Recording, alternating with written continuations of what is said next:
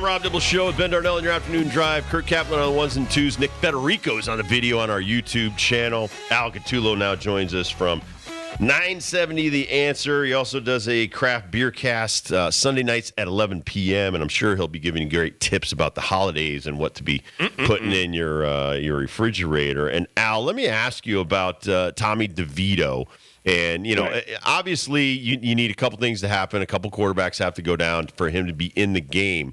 But how comfortable does he look compared to Ben brought up Jeff Hostetler. He looks like other Hostetler. backups. Is he one of the best giant backups you can recall?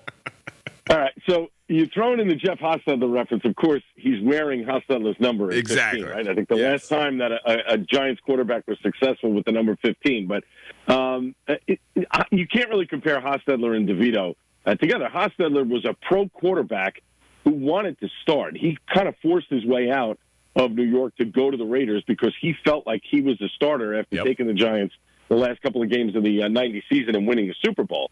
A completely different set of circumstances here. DeVito is a local favorite because obviously he played in New Jersey, played for Don Bosco Prep, won a high school championship at MetLife, was very successful in Syracuse and in Illinois.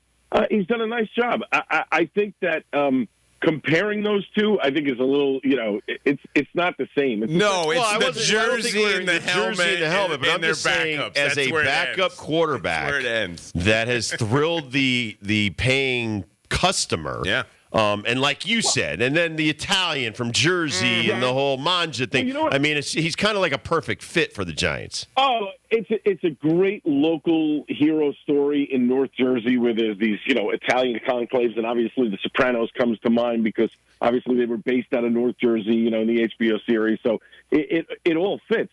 From the player's standpoint, I mean, he knows his role. I mean, he knows that, listen, it's fun. They're letting him have fun. They've designed some plays for him. They've played to his strengths.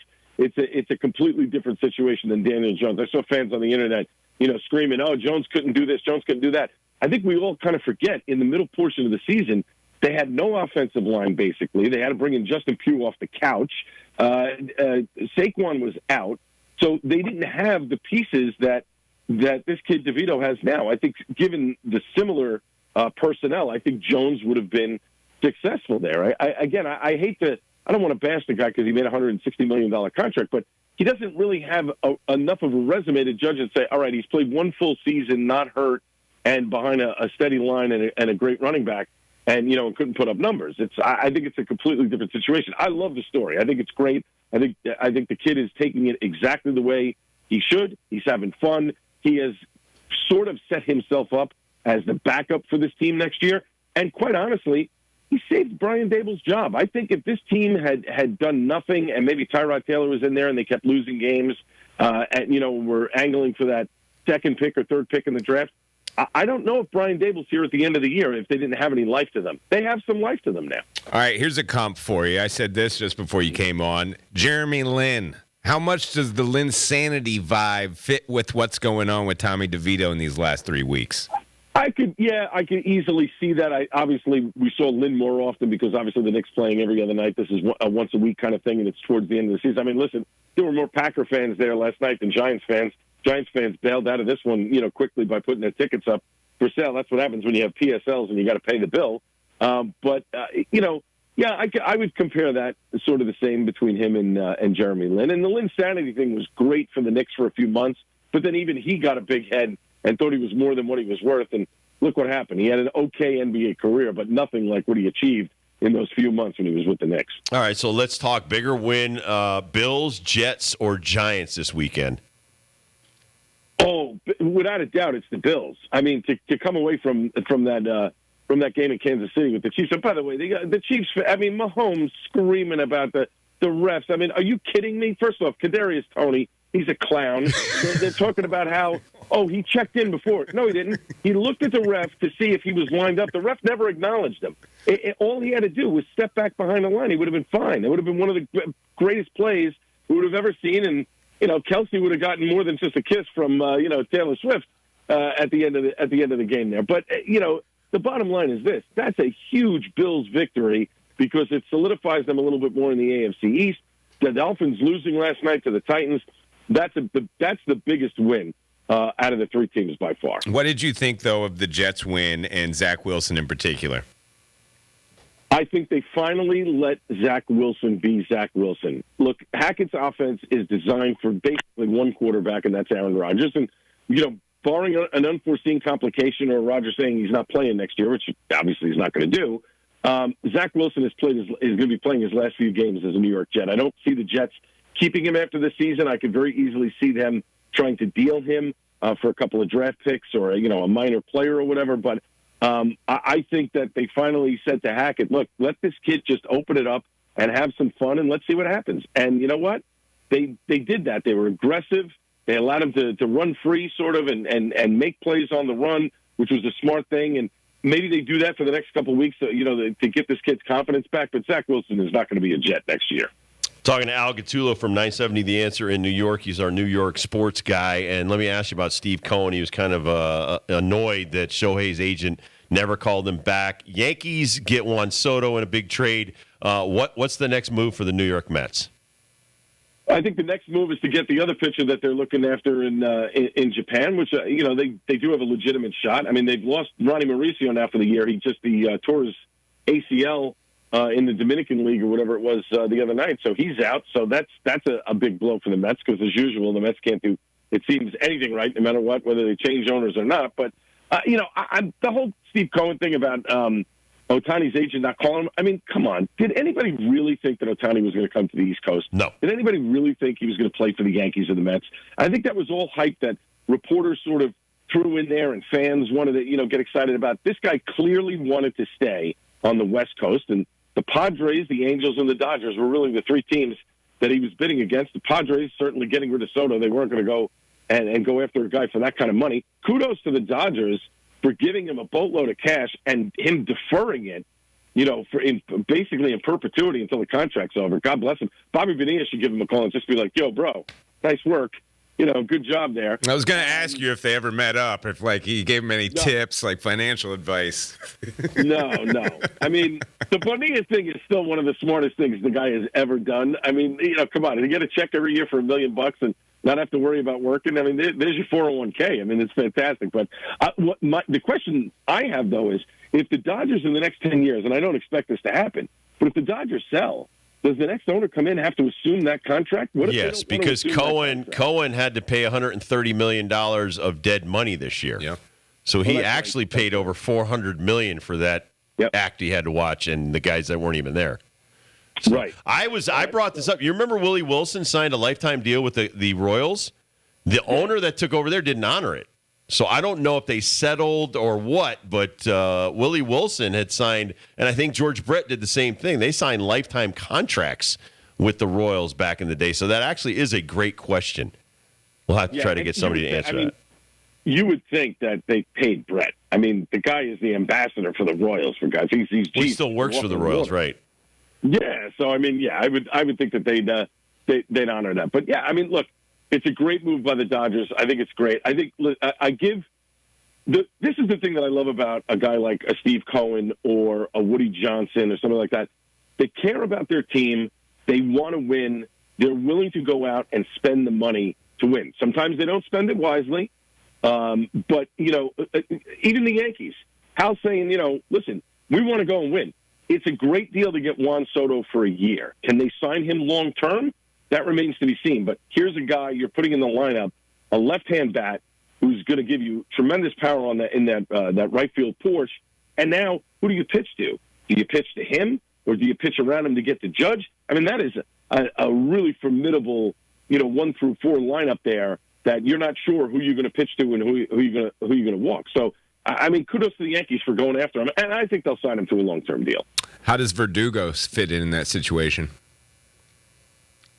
I don't know. I mean, the jury's out on that. We'll see what happens there. I think the Yankees have set themselves up very nicely for the upcoming season. The Mets, I think they're going to try and piece it along with the player here, player there. You see the guys that they've been signing over the last week and a half or whatever. They're putting together guys for 1-year deals, couple $1 million, maybe a 2-year deal or something like that. I think they're waiting until the following year. I don't know what they're waiting for. I think if you've got the personnel in place, go for it. I mean, you have an owner who's willing to spend money. He doesn't really care about the luxury tax, so we'll see. Talking to Al Gatulo from 970 The Answer, talking some New York sports. What about the Knicks? What did you think about the in-season tournament? I didn't watch the second of it. I didn't understand that. I mean, the season just started. Like, the season just started. So let me see if I got this right. So we're a month into the season, and now we're going to have another tournament to declare the winner in the season of what? I don't get it. Like, of the guys that care. Yeah, guys that These care. guys actually care. They care. Do they? I mean, No, they don't. They don't. Like, the whole point is you play a season, and then at the end you're tired, but you still find that extra push to try and win a championship. Not, I just played for a month. Give me a participation trophy. I'm sorry, but that's not how it works. I don't get it. Like, it's nonsensical. Why are we? I don't understand why sports now are trying to create scenarios to get people hyped up early in the season. The whole point is to play a season. I mean, it's this ADD mentality. Oh, we're bored. We don't want to wait for the championship. Well, guess what? You have to. That's how it works. Nail on the head, sir. All right, no one's hotter on the ice right now than these New York teams. Last 10, Rangers are 7-3. Last 10, Islanders are 7-1-2. What the heck is going on the ice? Why are these teams so good right now? Well, Peter Laviolette is a great motivator. He knows how to get his guys going, and he jumped out to an early start, getting them, wins on the board and points. They pushed themselves far ahead in the division, which is good. That's what you want, because when those lulls come, you want to have that cushion there so teams can't catch up to you. The Islanders started off a little shaky, but they've sort of picked it up in their last 8 games, which is great. That's what you want to see.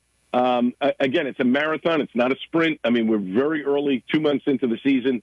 But you want to see that aggressiveness. You hope that when you get to a point where the playoffs are coming in April, that your team is ready to go. And I think they will be, but it's always great in the New York area when teams are winning decisively early on, because it really does carry into the winter.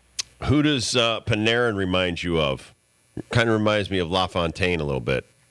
Yeah, I could see that. I could very easily see a Pat LaFontaine. He's a gritty, scrappy player. He's an excellent scorer.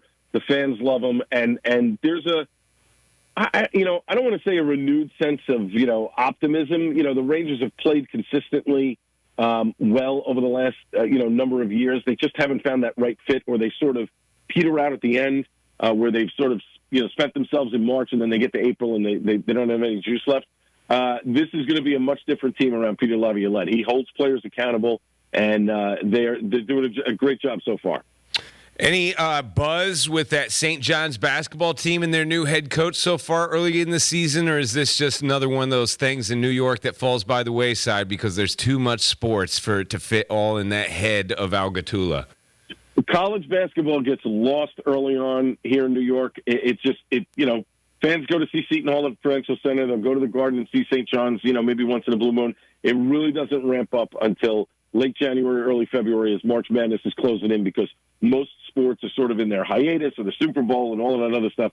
It's always, in the first part of the new year. That's when they start concentrating on college basketball and the holidays. Like right around Christmas time and stuff, they'll pay attention to it a little bit, but it's mostly not until late January, early February. I don't want to put on a lot of added weight over the holidays, but I do want to laze around. I mean, Ben and I will be on vacation for a little bit. I'll be down in Florida. What should I be drinking out by the pool?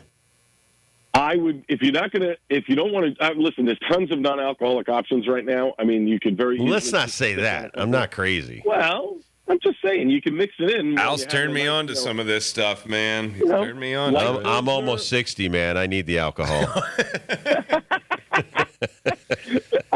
I would go with, if you're sitting in Florida and the weather is nice and temperate, I would suggest that you get, instead of a beer, I would suggest you have the bartender make you a nice mojito.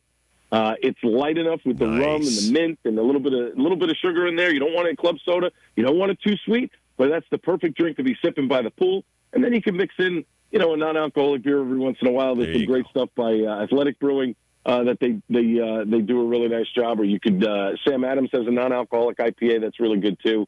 Those are just some options. But I Listen, you're in Florida, get a mojito. Winter ale, sir. I'm always nervous about buying the holiday variety pack because there might be a winter ale that just does not tickle my fancy. Too piney, I would say. What's a winter ale you think I would like?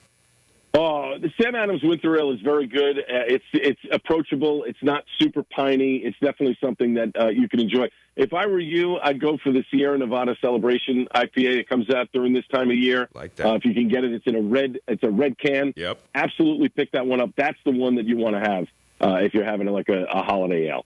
Writing that down. Al Gatulo, God bless you and yours over the holidays, my man. We'll talk to you in 2024. Thank you for being a special part of our show. Thank you, Al. Thank you, Al. Anytime, guys. Merry Christmas. Happy New Year, all right? You too. Al Gatulo, everybody, the answer when we're talking New York sports on 970. Check out his Craft Beer Cast, 11 p.m. on Sundays. We'll take a quick break, come back. First dibs question of the day.